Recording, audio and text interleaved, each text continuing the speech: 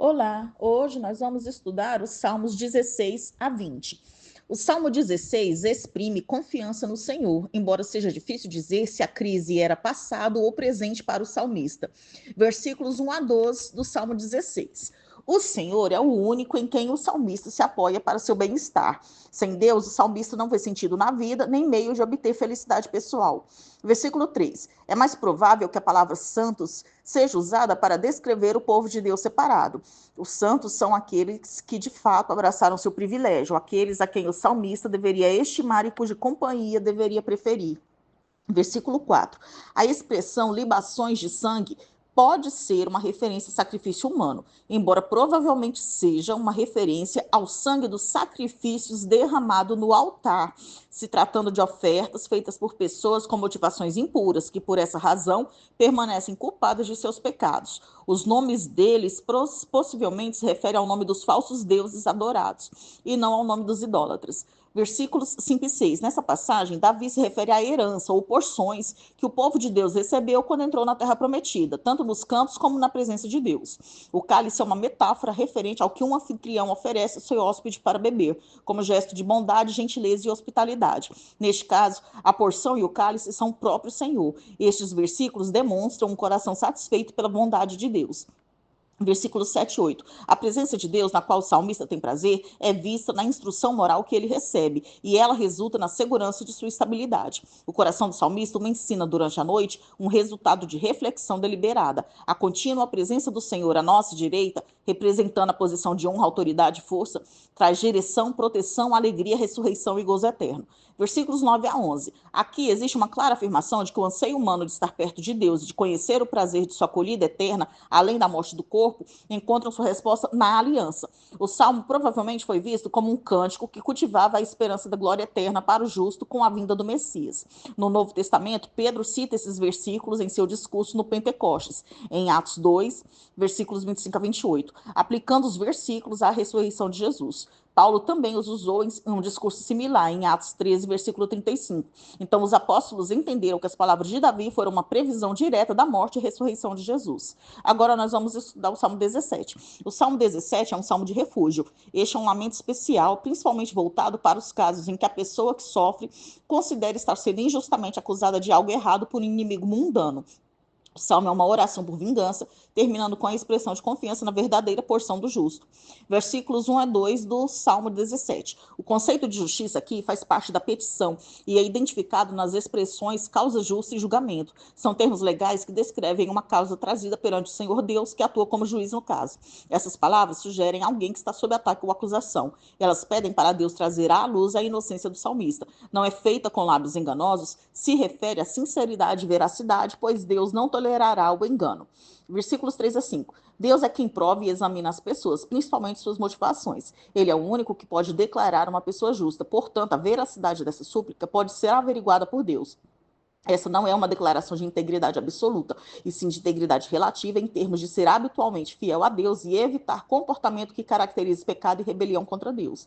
O salmista se abriu para ser examinado pelo Senhor e narra seus esforços para se manter puro. Versículo 7. Maravilhas parece estar relacionado à intervenção de Deus num tempo de necessidade. A direita do Senhor, sua destra, é frequentemente mencionada como instrumento de livramento. Versículo 8. A menina dos olhos se refere à pupila, a uma expressão que significa o que é mais precioso para nós e que precisa de todo cuidado e proteção. Se o olho é danificado, a pessoa fica cega e deficiente para o resto da vida. A figura de ser escondido, como na expressão a sombra das tuas asas, retrata Deus como uma mãe pássaro protegendo seus filhotes. Versículos 10 a 12. Nenhum apelo aos insensíveis ou ao seu remorso é possível, uma vez que cerram o coração a tais pensamentos, preferindo, em vez disso, falar com lábios insolentes. Eles ansiosamente esperavam pela oportunidade de derrubar o salmista inocente e então de destruí-lo. Versículos 13 a 15. Levanta-te, provavelmente expressa a ideia militar de se preparar para a batalha, uma vez que está ligada à tua espada. O significado de mundo aqui é para descrever o sistema mundial que é contrário a Deus.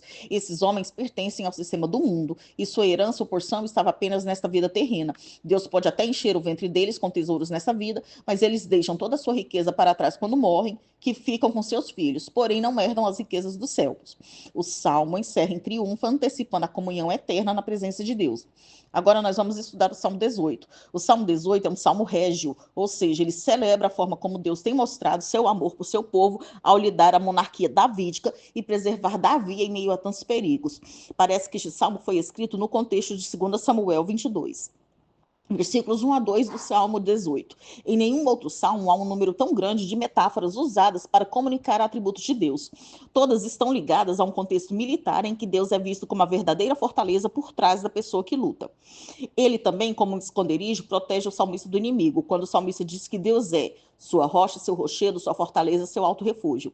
Deus também o protege ao guardá-lo do ataque de armas, quando diz que ele é seu escudo, e o resgata de seus inimigos, quando ele diz que ele é o seu libertador e a sua salvação. Versículos 4 e 5. A percepção da inevitabilidade da morte é retratada com a expressão laços de morte, como se o salmista tivesse sido amarrado com laços e incapaz de escapar. A expressão torrentes retrata estar dominado por águas e em perigo de afogamento. Quando reunidas as duas expressões, essas imagens descrevem alguém amarrado e dominado por uma inundação. Não havia chance alguma de escapar nadando, uma vez que os membros do salmista estavam amarrados e incapazes de se mover. A própria morte o surpreendeu da mesma forma que inimigos e não deixaria escapar. Versículo 6. Diante da imagem traçada nos versículos 4 e 5, Davi clamou ao Senhor, que o ouviu do céu. Versículos 7 a 15. Esta imagem permite que os leitores imaginem Deus em sua fortaleza celestial, de repente prestando atenção à necessidade de Davi e apressando-se para trazer ajuda. Estes versículos descrevem uma teofania em que Deus revela o seu poder por meio de fenômenos naturais, como um terremoto e uma tempestade. Os montes representam estabilidade dentro da ordem natural, de sorte que seu abalo e tremor descreve o poder de Deus de trazer desestabilização àquilo que parecia seguro. A imagem de Deus como um guerreiro que luta por seu povo e que usa os elementos da natureza como armas também está ligada a experiências passadas de Israel. A imagem de Deus montando num querubim mescla o sobrenatural com o natural. Tal mistura é um aspecto comum em vários mitos do Oriente Antigo, principalmente daqueles relacionados com Baal, o deus cananita da tempestade. Alguns intérpretes veem esta seção do Salmo como uma polêmica contra Baal, mostrando que o Senhor Deus é o Senhor soberano da criação. Versículos 16 a 19. Davi retrata seu resgate como se seus inimigos fossem águas em redemoinhos prestes a afogá-lo, de onde Deus o arrancou e o colocou sobre um lugar espaçoso, ou seja, alto e seco. Versículos 20 a 24. Nestes versículos, Davi afirma que de forma fiel tem guardado os caminhos do Senhor e por isso Deus o recompensou. Essas declarações de inocência fazem parte da ação de Deus pela oração respondida, indicando a razão pela qual Deus livrou o salmista de sua desgraça. O salmista não era completamente perfeito e livre de pecado, mas era sincero em termos de sua fidelidade a Deus. Versículos 25 e 26. Estes versículos tratam da aplicação das bênçãos decorrentes da obediência, elencadas em Deuteronômio 28, versículos 1 a 14. Versículos 28 e 29. A lâmpada é às vezes associada à salvação e provê a segurança e a certeza de que Deus protege os seus. A segurança torna-se confiança, com o sentido de que o salmista podia saltar uma muralha. Em outras palavras, ele podia realizar o impossível com Deus ao seu lado. Versículos 30 e 31. O caminho do Senhor é irrepreensível e capacita o homem a tornar-se irrepreensível. A unicidade do Senhor Deus é significativa na teologia de Israel e ela forma a base do caráter distintivo de Israel entre as nações. Versículos 32 a 36. As descrições nestes versículos focam características que são importantes para a guerra. Força é a veste. Pés como os das costas representam a ligeireza. Deus tornou o salmista mais habilidoso ao adestrar as suas mãos. O arco de cobre é incomum, visto que os arcos não eram recobertos de metal. Parece que o ponto é que o arco foi reforçado e transformado numa arma mais eficaz. O escudo talvez esteja relacionado à sua menção anterior, onde foi identificado com o próprio Deus. Versículos 37 a 42. Em vez de serem perseguidos, aqueles que são fortalecidos por Deus perseguem os seus inimigos. A alternância entre formas na primeira e na segunda pessoa nestes versículos indica que Deus é quem está agindo por meio de seu guerreiro. Embora Deus possa operar diretamente, ele também usa pessoas como seus instrumentos para cumprir os seus propósitos. Versículos 43 a 48. A expressão cabeça das nações, juntamente com o verbo servirá, se referem ao domínio sobre as nações que foi prometido ao rei Davi. O lugar de proeminência de Davi veio do Senhor e por isso não é produto de sua própria ganância ou desejo de poder. Versículo 49. As nações não são apenas derrotadas e subjugadas pelo rei de Israel, elas se tornam a audiência para os louvores do Senhor Deus entre o seu povo, de modo que elas também participam entoando louvores a Deus. Paulo emprega este versículo em Romanos 15, versículo 9, como parte de sua prova de que sempre foi plano de Deus de que os gentios recebessem a luz, principalmente por meio da linhagem davídica, de quem Jesus é o herdeiro maior. Versículo 50. Por ocasião de sua coroação, o rei era ungido com óleo pelo sacerdote. Jesus Cristo, Senhor e descendente de Davi, cumpriu este salmo. Agora nós vamos estudar o Salmo 19. O Salmo 19 louva ao Senhor por seus dois grandes presentes à humanidade, a criação e a lei. Este salmo fala da revelação geral de Deus na natureza, bem como de sua revelação especial nas Escrituras. Versículo 1 do Salmo 19. Embora o termo céus possa se referir à morada de Deus, aqui ele é explicado por firmamento, que é aquilo que pode ser visto da perspectiva dos que vivem sobre a terra. A criação é às vezes personificada como uma testemunha das obras de Deus entre o seu povo, especialmente no relacionamento pactual que o Senhor tem com Israel. Neste contexto, uma parte específica da criação é personificada como declarando e proclamando uma mensagem. Versículos 2 e 3. Esses versículos demonstram que a constante comunicação dos céus não acontece por meio de palavras literais.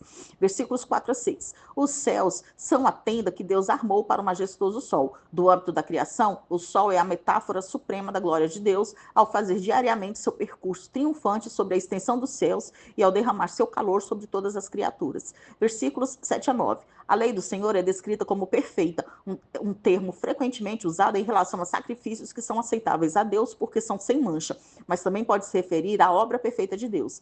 A lei do Senhor também restaura a alma, indicando a restauração de força ou vitalidade. Ela ilumina os olhos, trazendo conhecimento e entendimento da verdade. O temor do Senhor envolve obediência a Deus com uma atitude de humildade e reverência. Versículos 10 e 11. Ouro e mel eram artigos valiosos no mundo antigo, mas as palavras de Deus são ainda mais valiosas. A admoestação e a recompensa são benefícios positivos de se conhecer a lei de Deus, porque guardam os servos de Deus de se desviarem do caminho da justiça e provêm bênçãos para eles.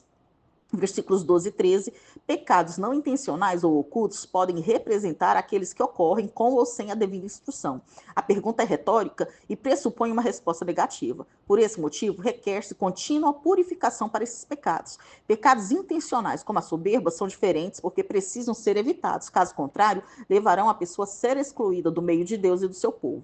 Versículo 14. O pedido final é que as palavras e os pensamentos do salmista reflitam o que é agradável a Deus. A vida deve ser vivida como um sacrifício a Deus. Agora nós vamos estudar o Salmo 20. O Salmo 20 é uma oração para que Deus conceda o sucesso ao rei, particularmente na batalha. Versículo 1 do Salmo 20. Dia da tribulação pode ser uma referência a qualquer situação difícil, mas neste caso é uma crise causada por inimigos. O uso do nome de Jacó como uma referência à nação de Israel também enfatiza os aspectos pessoais do relacionamento de Deus com o seu povo. Versículo 2. O santuário em Sião é o lugar onde Deus se faz especialmente presente entre seu povo. Versículo 3. As ofertas e os holocaustos eram os meios pelos quais o adorador recebia a certeza do amor de Deus e dedicava-se a ele. Versículo 4. Os desejos do coração e os planos estão relacionados no sentido de que os planos de Deus e os desejos do seu povo devem ser os mesmos. Versículo 5. Pendões eram usados em campanhas militares para identificar membros de um exército. Esses pendões geralmente incluíam símbolos ou representações dos deuses nacionais que lutavam pelos respectivos exércitos. O Senhor Deus assumiu esse papel para com Israel e foi identificado como a bandeira de Israel. Versículo 6. Ungido tem o sentido de ser escolhido, um título geralmente relacionado ao rei de Israel, que era escolhido por Deus para governar sobre o seu povo. O socorro vem do seu santo céu Pois, embora o Senhor Deus habitasse no meio do seu povo, seu domínio real, desde o qual ele reinava, era o céu. Versículos 7 e 8. Armamentos humanos de nada valiam se o Senhor Deus não lutasse, porque ele e seus exércitos eram mais numerosos e poderosos do que qualquer exército humano. Ele não se preocupa com armas humanas, nem tem necessidade delas. Versículo 9. Este versículo especifica o propósito do salmo, que o rei provaria salvação. Somente o Senhor Deus pode concedê-la. Nós terminamos aqui o estudo dos Salmos 16 a 20.